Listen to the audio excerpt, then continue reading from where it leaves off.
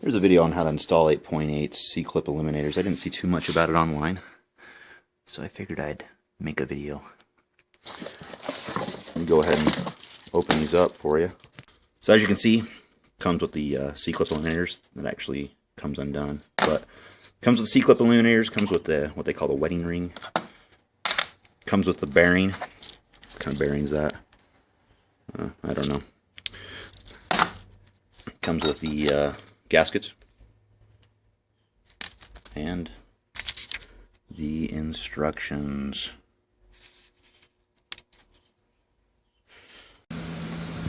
Alright, got the drums off, or the plate over the drums, whatever you call it. Now we're going to get the axles out. We got the cover off. Okay, you're going to want to start by removing this cross pin bolt. I don't know what you call it, but remove that there. It's 8 millimeters, so you want to actually spin the carrier around. Alright, as you can see, cross pin bolt removed. And I turned the carrier around and kind of pushed it from the other side.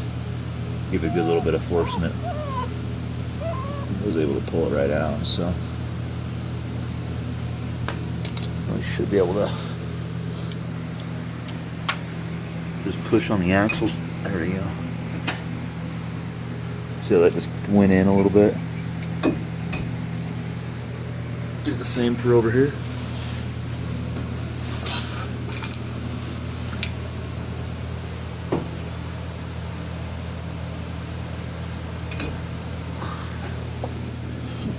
Well, you should be able to see the C-clips. Hopefully.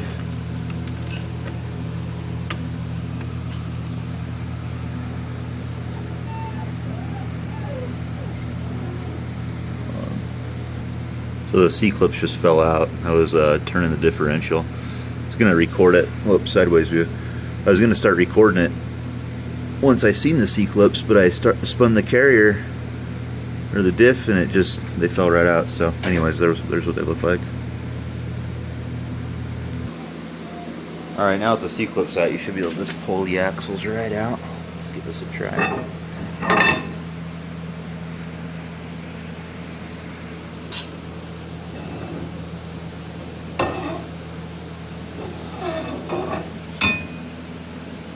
So I have to take this off right here. These two bolts, and then the two on the other side. This whole drum comes off. The emergency brake system will still be in place, but I'm just going to leave it hanging down here on the ground, just because all I'm going to do is just put the axles in, slap it back on. So I have to take the bearing out. Did it on the other side. You can see the bearing there, but it was actually pretty hard to get out. It was really in there. I had to go rent this tool right here, slide hammer. Tried getting it out by just, this is going to sound funny, by just putting extensions up in there. You can see one kind of hanging out, and putting it up against the bearing and banging it out with a hammer, but that thing was just in there. I couldn't get it out. Alright, so I have the drum off, and next we need to take off this thing, whatever it is. I don't know what you call it, but I'm going to use my trusty hammer, the back end of the hammer actually, kind of like so. I'm not too concerned because I'm just cutting the ends of the flange off anyways. I'm only leaving an 1/8 inch on there, so probably about like to right there, and the rest I'm cutting off, so doesn't matter if I really bung up the inside of this, but that way it'll expose the bearing and I can yank that out of there. Got it out. There is what it looks like with it out, so you can see. Not very good lighting here.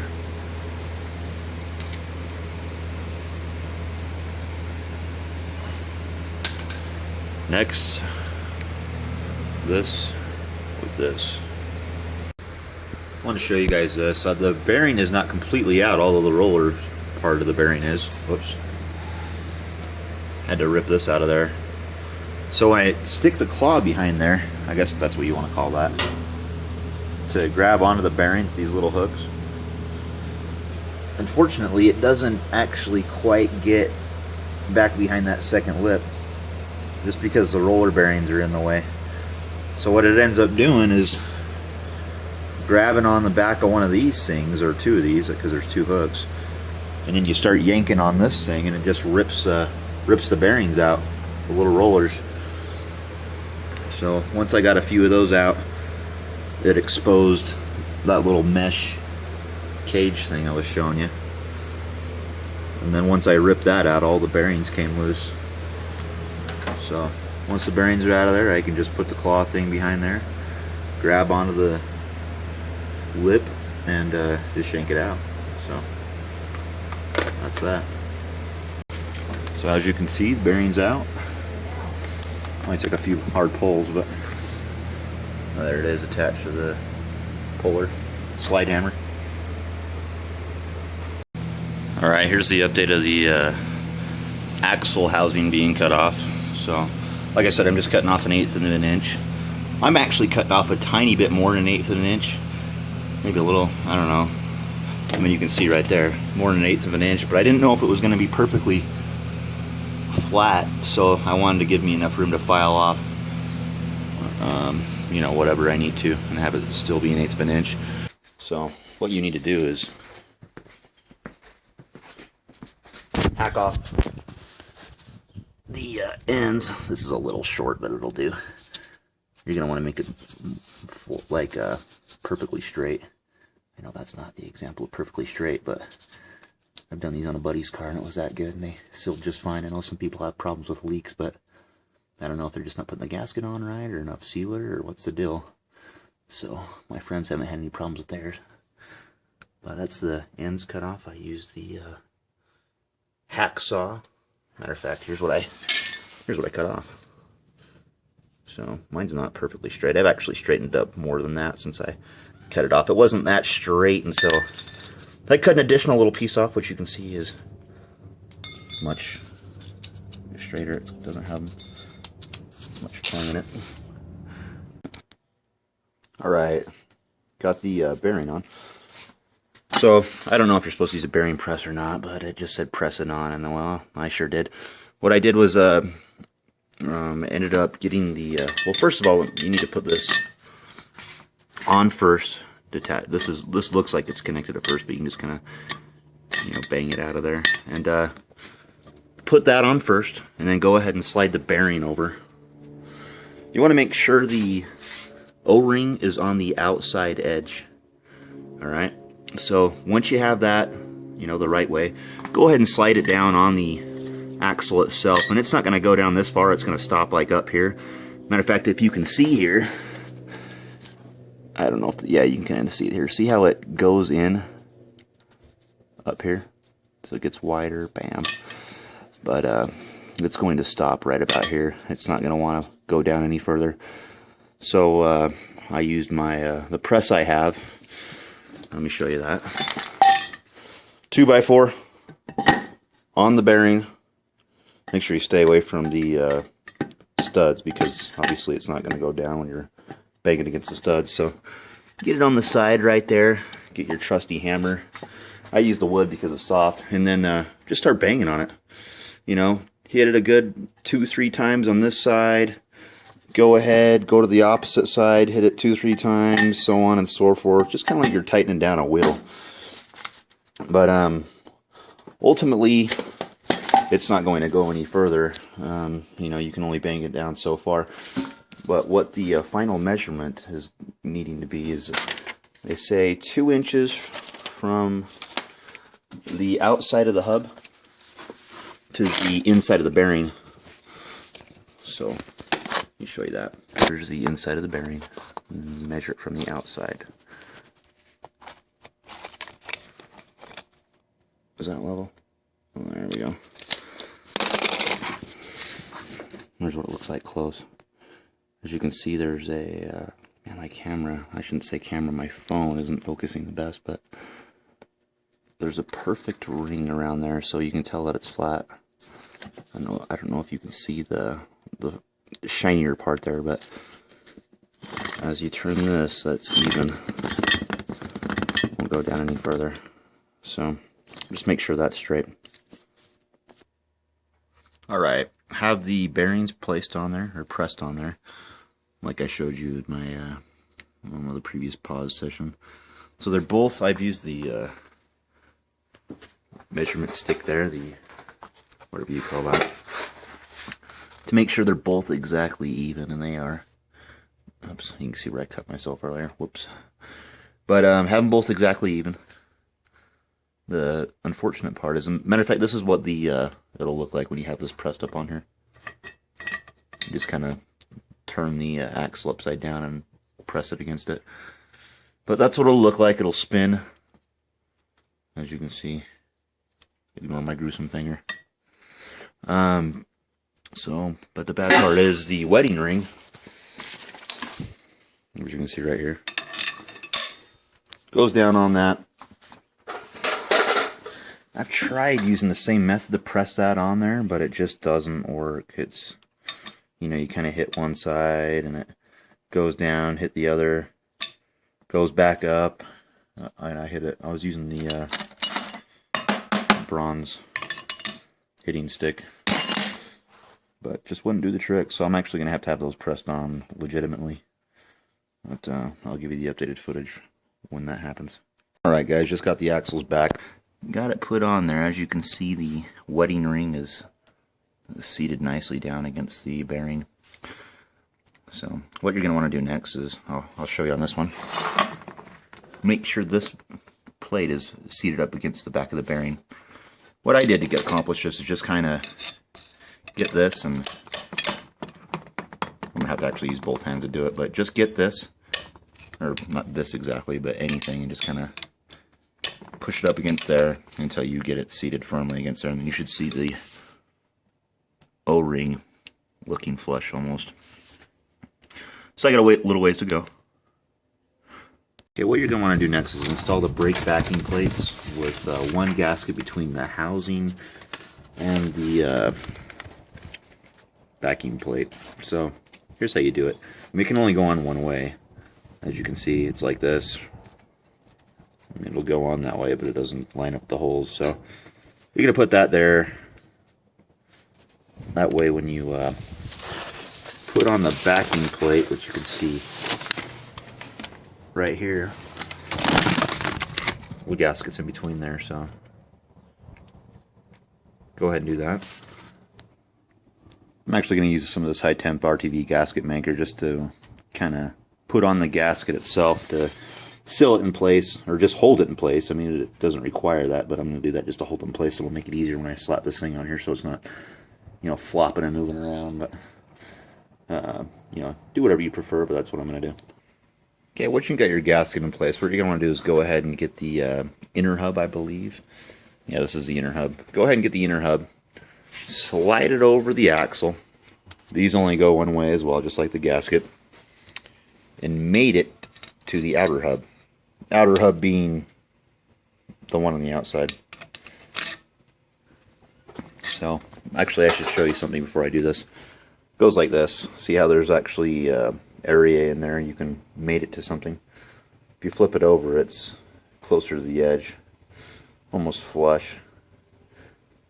So, the reason why is you want to mate it down in this area and have it be perfectly flat. So go ahead and do that. I'll show you that right now.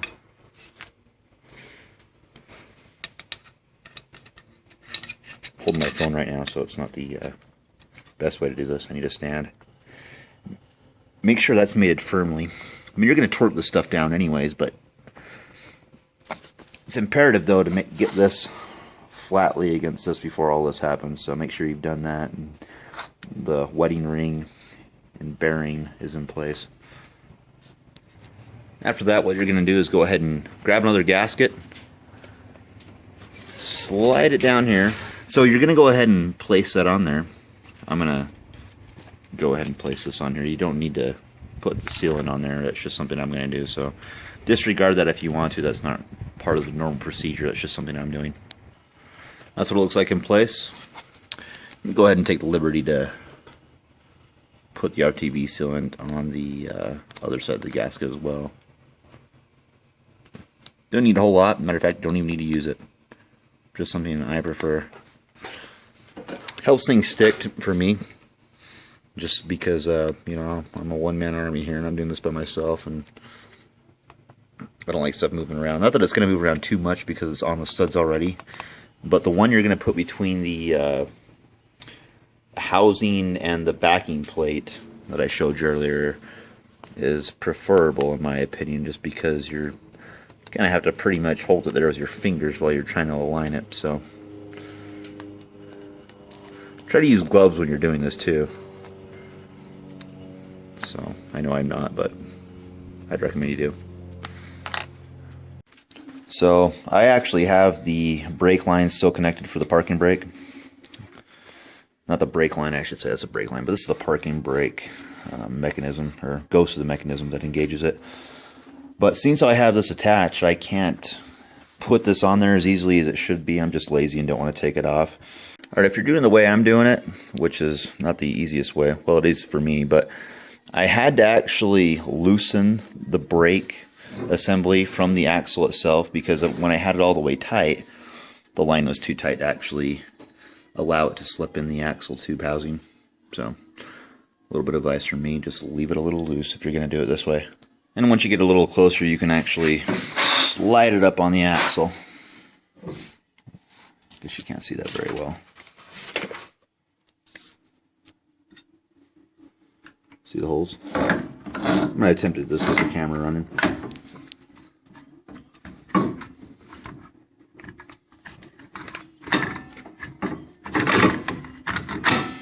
There we go. Easier than I thought. I'm going to set the camera down. Looks like that's not completely seated, but good enough. I'll pause the camera for a second and then continue with both hands. Alright, this is the front side, obviously, but I'm going to show you the back side just so you can see what I'm talking about here. But you are going to want to have those through the holes and pretty much all the way through. As you can see, it's this one where you can see it in the camera view is all the way through. This one is almost through, but you can't see the end of the screw or the stud like you can on this one. So what I'm going to do, just because it's kind of hard to get in place, is push it up through the holes here and then seat it firmly in place at that point. Cross pin the install in. It's an 8mm, by the way. I'm going to go ahead and slide the axles in. They're kind of hanging out because, like an idiot, like I started putting them in without the center section in. So anyways, I'll show you what that looks like next. Alright, axles are in, or in axles in. I'm just going to record one side of it just so you get the idea. You know, to see both. Same thing. But that's what it looks like with the C-Clip Eliminator installed. Here's the back side. Next, you're just going to put the washers and nuts on, as so. Washer, nut,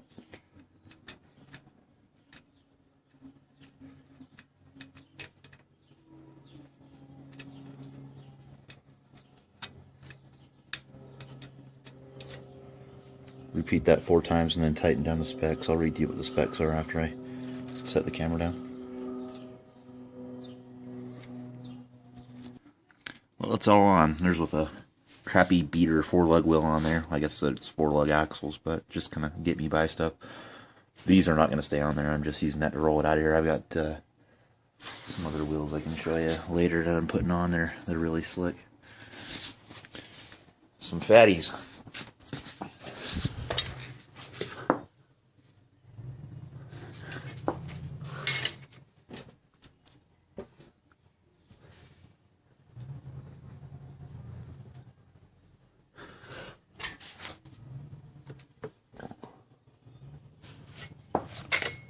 And I just tightened those out and I can't even remember what I tightened them to. Been doing things in between. 30 foot-pounds. There's the instructions again if you guys want to see them.